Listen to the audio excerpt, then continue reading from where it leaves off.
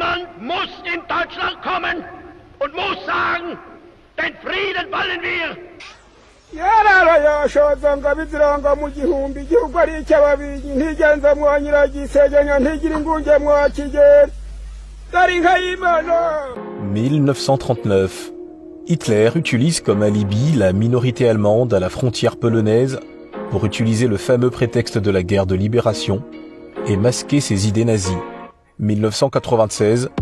Paul Kagame utilise la même stratégie que son maître à penser, Adolf Hitler. Le 31 août 1939, Hitler lance l'opération sous fausse bannière, appelée Opération Himmler, une opération commando montée de toutes pièces par les nazis, consistant à simuler une attaque polonaise contre un émetteur radio situé dans la ville allemande de Gliwice pour justifier le prétexte et déclencher l'invasion de la Pologne le 1er septembre 1939. En octobre 1996, Kagame fait comme son maître et simule une fausse attaque à Gisenyi, au Rwanda, pour justifier l'attaque du Rwanda contre le Zaïre. Mais d'où viennent les idées nazies de Kagame ? Comment ces vieilles idées mortes de supériorité de race, inventées et popularisées par les pseudo-scientifiques de la Renaissance, vivent encore ardemment jusqu'aujourd'hui dans la tête de Paul Kagame ?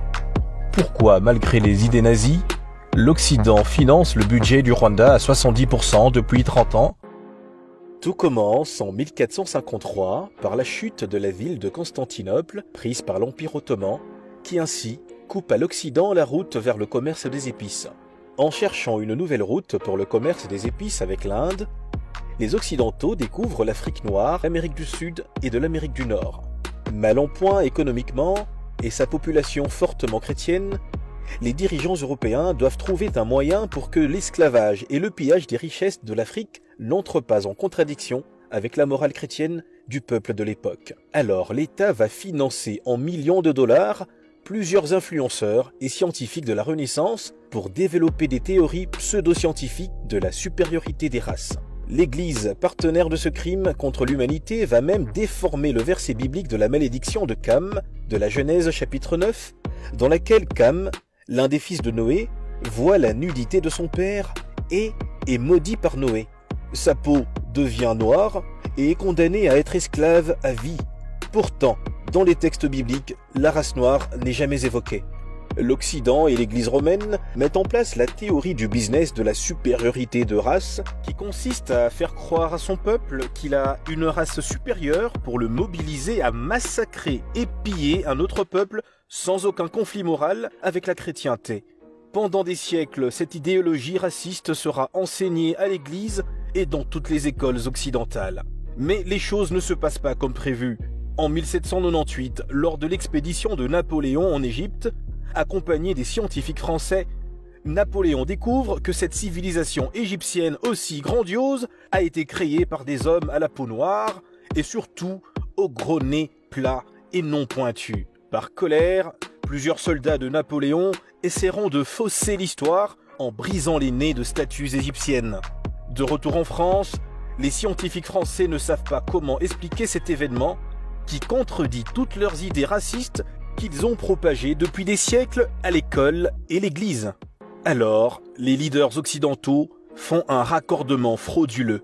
Ils inventent une nouvelle race noire, la race hamitique, regroupant les Égyptiens et les peuples de la Corne de l'Afrique et certains groupes d'Afrique orientale, Maasai, Tutsi, Ima, pour résoudre les contradictions entre les mensonges bibliques de l'Église et les faits observés attestant l'existence de civilisations sophistiquées en Égypte pharaonique, en Éthiopie et les modes de vie perçus comme plus primitifs en Afrique centrale, les Bantous. Comme exemple, voici ce documentaire réalisé par l'université Columbia aux USA titré « Le grand peuple Watutsi du royaume du Rwanda ».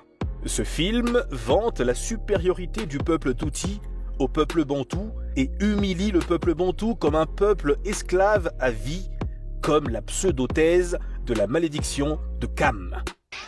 yararayashoza ngo abiziranga mu gihumbi igihugu ari icy'ababirigi ntigenza mwanyiragisegenya ntigira ingunge mwakigera dari nka y'Imana. Quand les Allemands et les Belges vont coloniser le Rwanda, ils vont inculquer ces fausses théories de la supériorité de la race Tutsi jusqu'en 1959. Paul Kagame dont le père a grandi à cette période, a bien intériorisé ses théories de la supériorité de race et selon plusieurs de ses proches, son seul rêve, celui de Paul Kagame, est de rétablir cette gloire utopique de l'empire Imatuti avec le soutien des Occidentaux, comme en 1453, pour justifier l'esclavage et le pillage de l'Afrique. Le business de la race supérieure est utilisé encore aujourd'hui par les Occidentaux et par Paul Kagame. Cette fois-ci, pour piller les richesses du Congo, Kagame a fait croire au peuple Tutsi rwandais qu'ils sont supérieurs aux Congolais, pour qu'ils puissent massacrer des millions de Congolais sans aucune culpabilité ou contradiction avec la morale chrétienne. C'est l'impunité totale pour Kagame, aucun respect de droits de l'homme au Rwanda, une population Hutu discriminée qui n'a même pas le droit de marcher pacifiquement pour réclamer une alternance démocratique. Depuis 30 ans, l'Occident finance le maigre budget du Rwanda de 4 milliards de dollars à 70%. Malgré que, à cause de sa mauvaise gestion, le Rwandais vit encore avec un revenu moyen de moins de 1 dollar par mois. Pendant que Adolphe Kagame se pavane en faisant du marketing trompe-l'œil. Tout leur plan, c'était sans compter sur la résilience de 100 millions de Congolais qui sont déterminés à ne pas lâcher même 1 centimètre de leur territoire, acquis sur le sang de millions de morts depuis la résistance du roi Musiri du Katanga à Léopold II jusqu'à nos jours.